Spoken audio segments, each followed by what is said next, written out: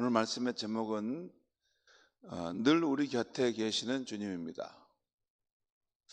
오늘 아침 본문은 부활하신 예수님께서 세 번째 제자들을 만나신 장면입니다. 첫 번째는 안식 후 첫날 문을 잠그고 다락방에 숨어 있었을 때, 두 번째는 다시 일주일이 지나서 도마가 그 제자들과 함께 있었을 때 그곳에 찾아와서 만나 주셨습니다.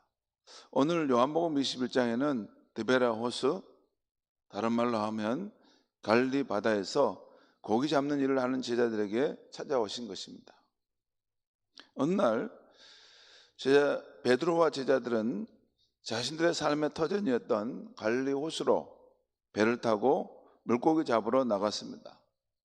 그들 중 베드로와 몇몇 제자는 고기 잡는 일을 생업으로 하는 베테랑 어부였습니다. 그런데 그날은 밤이 새도록 그물을 던졌지만 한 마리도 잡지 못했습니다. 그들이 실력이 부족했던 것은 아닙니다. 베테랑 어부들이었습니다. 또 그 바다의 여건을 잘 알고 있는데도 그날은 작은 물고기 한 마리도 잡히지 않았습니다. 참 안 돼도 지독히 안 되는 날이었습니다. 여러분, 인생이 어려울 때, 꼬일 때는 이렇게 안 되는데 지독히 어려울 때가 있죠. 그런 때를 만난 것입니다. 그러다가 날이 밝아오기 시작할 즈음에 예수님께서 대략 100m 거리의 바닷가에 서 계셨습니다. 오늘 8절에 보면 한 50간쯤 된다고 할 때 하는 표현이 나오는데, 이 표현은 우리 도량으로 계산하면 한 190m 정도 되는 거리를 말합니다. 예수님께서 한 100m 정도 되는 그 바닷가에 서서 제자들을 향해서 말씀하셨던 것입니다. 좀 크게 말씀하셨겠죠. 물론 이제 이른 아침이었기 때문에, 새벽이었기 때문에 사위는 아마 조용했을 것입니다. 얘들아, 너희에게 고기가 있느냐? 라고 물으셨다는 것이에요.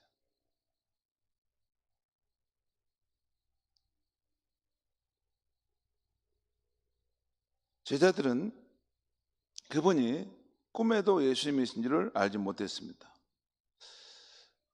아무튼 그 말씀에 권위가 있어서 한 마리도 못 잡았습니다 하자 예수님께서 다시 배 오른편에 그물을 던져보라, 그래야 하면 잡을 것이다 하신 겁니다. 배 오른편에 던져보라고? 여러분, 배 오른편에 던져보라고 지금 말씀하고 계세요? 여러분 생각은 어떻습니까? 제자들이 그날 밤에 그 바다에서 그물을 던질 때 왼편으로만 던졌을까요? 장로님들, 왼편으로만 던졌을까요? 장사해보면 알지 않습니까? 장사해보면 안 될 때 어떻게 합니까? 다 궁리해서 이것도 해보고 저것도 다 해보지 않습니까? 그러죠? 분명히 오른편으로도 다 던져봤을 거예요. 근데 예수님께서 그물을 배 오른편에 던져라 하셨다는 거예요. 그리고 아무튼 뭐 그 상황에서 이게 아니 오른쪽 왼쪽 우리가 오늘 밤에 우리가 지금 날이 새도록 할 수 있는 방법은 다 해봤는데, 하지만 그 말씀의 권위에 이끌려서 순종했던 것입니다. 그런데 뜻밖에도 많은 물고기가 그물에 잡혀 들어 올릴 수가 없었던 것입니다. 여러분, 왜 이런 일이 있었을까요? 분명히 왼편 오른편 다 던졌을 텐데 왜 그들이 던졌을 때는 잡히지 않았는데 예수님 말씀하시고 그 말씀에 순종했는데 갑자기 너무 많이 잡혀서 그물을 들 수 없었을까요? 왜 그러죠? 예? 예수님은 창조주 하나님이시기 때문에 오른편으로 그물을 던져 잡아라 하면 오른편에 물고기가 다 모이는 것입니다. 왼편에 그물을 던져 잡으라 하면 왼편에 그물로 다 모이는 것입니다. 그 갈릴리 바닷가에 있는 그 물고기들이 부활하신 주 예수님께서 살아계시는데 그곳에 오셔서 명령하시면 순종하지 않을 물고기가 어디 있습니까? 그러니까 이걸 가지고 무슨 왼편에 던지면 어쩌고 오른편에 던지면 어쩌고 뭐 이렇게 막 상징적으로 복잡하게 해석하는데 그런 거 없습니다. 예수님이 말씀하시면 그곳에 다 그렇게 되는 것입니다. 여러분 잠깐 저를 한번 보시죠. 이 세상 만물 가운데 예수님이 말씀하시면 말 안 듣는 것이 어디 있습니까? 99.99%는 다 듣습니다. 근데 딱 하나 0.0001 한 존재만은 말을 안 들을 수 있습니다. 누굽니까? 인간입니다. 인간만 그래요. 왜 그럴까요? 모든 만물과 달리 인간에게는 하나님만에 있는 자유의지를 주신 거예요. 인간에게만은 하나님만이 가지고 있는 자유의지를 주신 그게 하나님의 형상으로 지음받은 인간의 가장 존귀한 모습입니다. 그 자유의지를 가지고 하나님께 순종할 수도 있고 안 할 수도 있는 거예요. 근데 다른 모든 만물은 하나님 말씀하시면 순종하는 것입니다. 예수님께서 배 오른편에 그물을 던져 잡으라 하면 순식간에 고기들이 다 그쪽으로 모이죠. 그것을 내가 안 믿는다 그러면 예수님을 성자 하나님으로 믿지 않는 것과 똑같습니다. 믿으려면 확실하게 믿어야죠. 이랬다 믿고 믿을 만한 것은 믿고 내 마음에 안 믿을 만한 것은 안 믿고 신앙은 그런 것은 아닙니다. 예수님은 삼위일체 하나님 중에 한 분이십니다. 영원 전에 계셨고 지금도 살아계시고 앞으로도 영원히 계실 것이고 모든 만물의 운명을 주관하실 수 있는 심판하실 수 있는 결정권을 가지신 분이십니다. 그분이 부활하신 후에 나타나셔서 제자들에게 얘들아 고기가 있느냐? 없습니다. 그럼 배 오른편에 던져봐라. 아마 왼편에 던져봐라 해도 예수님이 말씀하셨다면 그대로 그물이 올라왔을 것입니다. 아무튼 중요한 것은 예수님의 말씀에 순종하게 되자 그물에 물고기가 많이 잡혀가지고 들 수가 없을 만큼 됐다는 것입니다. 그 상황은 예수님께서 사랑하시는 제자 요한이 주님 있으면 알아보고 주님이시다 하자 베드로가 급히 겉옷을 들은 후에 바다로 뛰어들어 헤엄쳐 갔습니다. 다른 제자들은 그물을 이끌고 배로 가서 육지에 계신 주님께 이르게 됩니다. 예수님은 이미 제자들을 위해 숯불을 피우시고 그 후에 떡과 생선을 준비해 놓고 계셨습니다.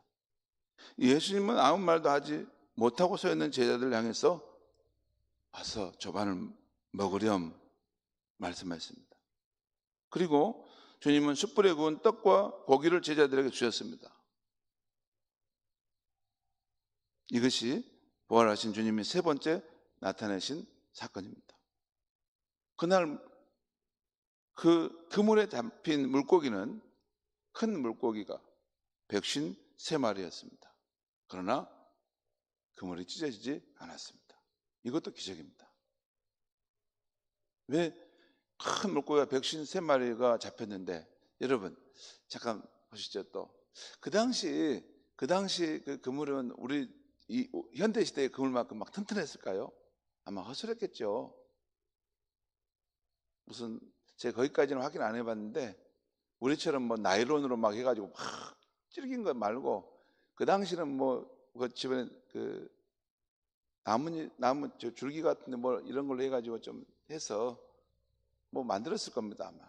꼬아가지고 새끼 꼬듯이 해서 만들었을 텐데 큰 물고기가 153마리가 만약에 거기에 걸려들었다면 그 장정들이 지금 7사람인데 막 그걸 올린다 할 때 아마 찢어지지 않았을까. 근데 찢어짐이 없었다 그 말이잖아요.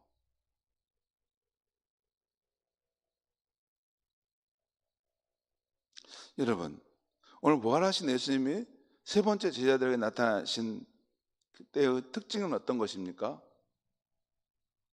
한번 생각해 보면 이렇습니다. 세 번째 나타났을 때의 특징은 첫 번째와 두 번째와 또 달라요. 첫 번째는 다락방에 숨어서 문을 다 꽁꽁 잠가놓고 두려워 떨은 제자들이 나타났고, 두 번째도 이 다락방에 모여있을 때 나타났어요. 제자들이 있을 때. 근데 이 세 번째 상황은 좀 다르죠. 세 번째 부활하신 예수님이 제자들이 나타나신 때의 상황은 첫 번째 이런 특징이 있습니다. 첫째는 일상의 삶의 터전에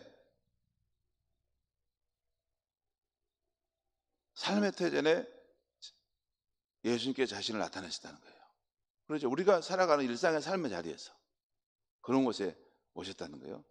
여러분이 뭐 살아가는 일상의 삶의 자리 있죠. 하루 사는 주부면 그 주방에서 음식을 만들고 빨래를 하는 것이고, 또 왜냐면 가게를 가진 성도는 음식을 만드는지 빵을 만드는지 무슨 물건을 팔든지 그런 현장이라는 거죠. 공무원이면 그 직장에서 일하는 그 현장 가운데 예수님이 찾아오셨고 그곳에 계시다는 것입니다. 두 번째 오늘 이 세 번째 나타난 예수님이 부활하신 모습이 가진 특징은 뭐냐면 거듭 실패하고 허탈해 있을 때 찾아오시다는 거예요. 자신들의 힘과 노력으로 아무리 해봐도 안 되는 상황에 있을 때 찾아오시다는 거예요. 그러지 않습니까? 오늘 처음에 제가 말씀드렸죠. 그날은 안 돼도 지독하게 안 된 날이에요. 인생이 왜 이렇게 꼬이는 거야? 왜 이렇게 모든 일이 안 되지? 여러분, 잠깐 또 저를 보시죠. 인생이 우리가 생각하는 것보다 놀랍게 잘 돼가는 것도 하나님의 기적이지만요, 인생이 우리가 평소에 생각하는 것보다 지독하게 안 되고 있을 때도 하나님의 기적입니다. 우리가 생각하는 것보다 지독하게 안 될 때가 있어요. 그럴 때가 언제 있을까요? 요셉의 경우는 형들한테 죽을 고비를 당하고 애굽에 팔려갈 때 아니었어, 종으로. 왜 이렇게 인생이 안 되는 거지? 내가 얼마나 잘못했는데 이렇게 인생이 안 되는 거야? 내가 뭘 얼마나 잘못했는데 지독하게 인생이 안 될 때가 있습니다.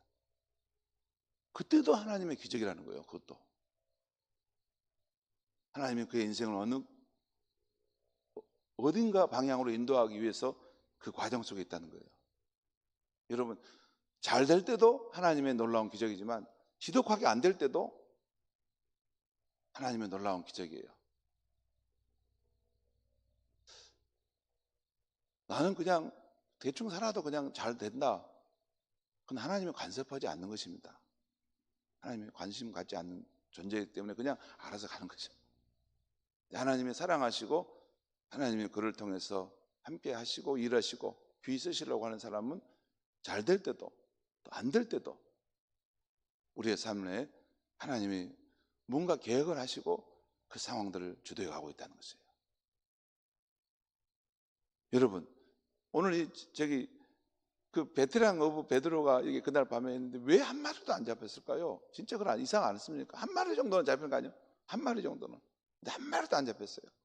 그것도 하나님이 간섭하시고 놀라운 일을 행하고 있다는 거죠. 여러분, 우리가 하나님을 믿을 때 자기 생각대로 믿으려고 하는 분들 많아요. 하나님은 꼭 복 주시고 좋은 일하고 잘 되는 것만 계속 해야 된다고 생각하면 그건 우상입니다. 그건 우상이에요. 자기가 관리하고 통제하는 우리는 하나님이에요. 그건 우상이에요. 내가 믿을 만하고 내가 관리할 정도고 내가 그냥 보듬고 있을 만큼 그 정도. 하나님은 그러면 아닙니다. 하나님은 우리의 경험과 상황을 뛰어넘어서 분명히 큰 뜻은 우리가 잘 되고 좋게 되고 우리가 복된 인생을 살도록 하기 위함이지만 그 과정 속에서는 하나님의 더 깊은 생각과 뜻 속에서 우리의 삶을 이끌어 가시기도 합니다. 아무튼 거듭된 실패 가운데 있을 때 찾아오시다는 것이에요. 그리고 세 번째는 이 부활하신 예수님이 제자리에 나타난 이 세 번째 특징은 그들의 삶을 다 알고 계시다는 것입니다. 제자들이 그날에는 한 마리도 잡지 못했다는 것을, 또 그곳 제자들이 그물을 던지는 그 바다에 어디에 물고기가 있다는 것을, 그리고 제자들이 몹시 배가 고프다는 것도 다 알고 계셨다는 것입니다. 여러분, 잠깐 또 보시죠.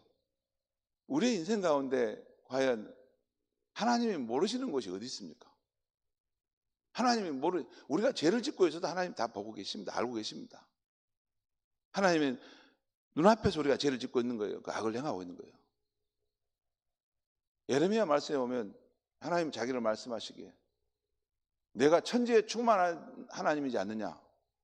천지에 충만하다는 것은 어느 곳에서나 다 계시다고 말입니다.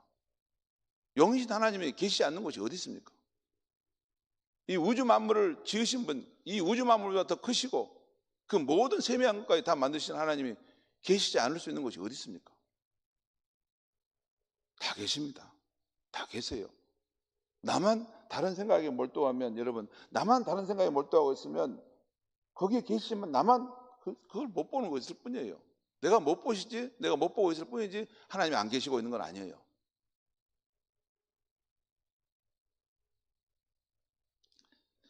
예수님께서 그 상황을 다 알고 계시다는 거예요. 너의 모든 상황을 내가 알고 있다는 거죠. 오늘 말씀을 통해서 지금도 살아계신 그리고 부활하신 주님께서 저와 여러분에게 교훈하시는 바가 무엇입니까?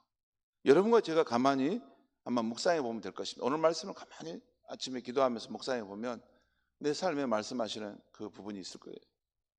그런데 저는 오늘 다음 두 가지를 꼭 생각해 볼 수 있었습니다. 먼저는 내 일상의 자리에 부활하신 주님이 와 계실 수 있다는 것입니다. 내 생활 공간, 내 일터, 내 기도 자리, 내 골방 있죠. 우리 유튜브로 지금 이 방송 듣고 있는 우리 성도님들 그러겠죠. 목사님 안 보시고 성도님들도 없으니까 나 혼자만 있으니까 내가 적당히 이곳에 있으면 되겠지. 아닙니다. 거기에도 하나님 계십니다. 하나님이 눈앞에 지금 앉아 계시는 거예요. 거기에.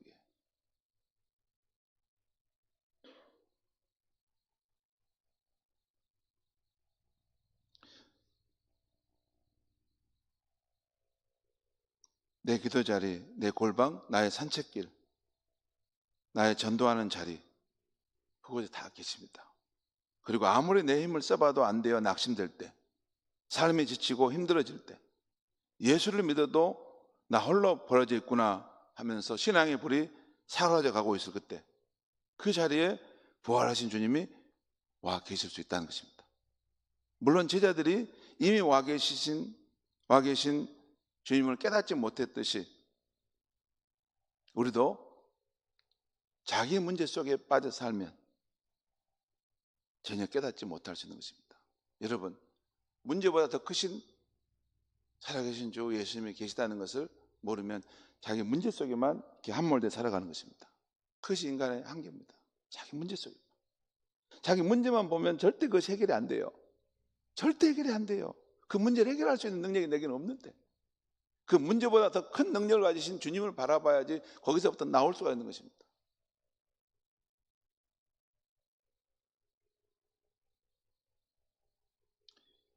이게 우리가 있는 일상의 자리에 부활한 주님이 와 계시다는 거예요. 두 번째는 우리 곁에 와 계시는 부활하신 주님은 우리가 겪고 있는 힘든 상황도 그 해결의 방법도 알고 계신다는 것입니다. 그리고 우리가 한갓 연약한 피조물임을 아시고 우리의 힘듦을 위해 준비하신 것이 있다는 것입니다. 우리 성도님 가운데 여러분, 우리 시의원 하시는 우리 성도님 계시죠? 어제 저한테 급히 전화가 왔어요. 그러니까 지금 이제 민주당 당에서 공천 갖고 막 그러지 않습니까? 그게 중앙당에서 공천을 받아야지 되는 거 아닙니까? 그 내 힘으로 됩니까? 됩니까 그것이?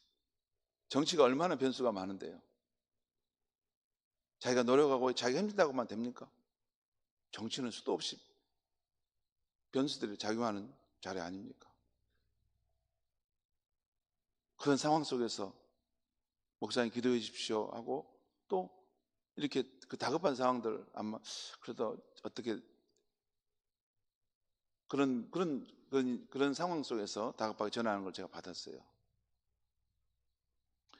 그분만 그러겠습니까? 우리 인생이 다 삶을 살아갈 때 다 처음 가는 길이고 어려운 길이 늘 있고 그런 거 아닙니까?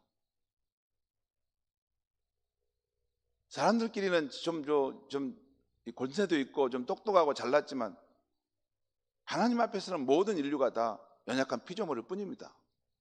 하나님이 생명 주시고 살아갈 수 있는 환경을 주셔야만이 살 수 있는 거 아닙니까? 그런데 오늘 부활하신 예수님은 우리가 한 가지 연약한 피조물임을 아시고 우리를 위해서 준비하신 것이 있다는 것입니다. 그러므로 성도 여러분, 우리가 안고 있는 삶의 자리가 어디 있는지 이미 우리 곁에 와 계신 꼭 주님을 바라볼 수 있기를 바랍니다. 그리고 우리가 겪고 있는 문제들에 대해서 우리 예수님이 가장 좋은 길을 알고 계신다는 것을 굳게 믿으시기 바랍니다. 하나님께서 그 가운데 역사하시면 우리 앞에 태산을 맡고 있는 세력이 있더라도 그것이 무너뜨려지고 그 다음의 길이 열리게 될 줄 믿습니다. 그것이 믿음이에요. 하나님을 대적하여 이길 수 있는 존재가 누가 있습니까? 하나님을 이길 수 있는 그 영원토록 살아계실 수 있는 존재가 어디 있습니까? 한때는 힘을 발휘할 줄 몰라도, 한때는 세상 권력을 가지고 어떻게 할지 몰라도 다 한 줌의 흙으로 사라져가는 것입니다. 하나님만이 역사의 주관자이시며 하나님만이 우리의 인생의 문제를 그를 신뢰하는 사람을 통해서 늘 역전시켜 가시며 그의 역사의 주인 되심을 나타내시는 현장이 우리가 살아가는 삶의 현장인 줄 믿습니다. 기도하겠습니다. 하나님 아버지, 오늘 이 아침에 부활하셔서 살아계신 예수님께서 세 번째로 디베랴 호숫가 갈릴리 바닷가의 제자들에게 나타나셔서 얘들아, 너희에게 고기가 있느냐? 아무것도 없습니다. 그러면 배 오른쪽에 그물을 던져봐라. 그 말씀에 순종하자 제자들이 참으로 감당할 수 없는 하나님의 은혜를 체험한 것을 보았습니다. 하나님 아버지, 우리가 살아가는 이 삶의 자리는, 이 현장은 부활하신 예수님이 살아계셔서 성령으로 역사하시고 함께하고 계시는 자리인 줄 믿습니다.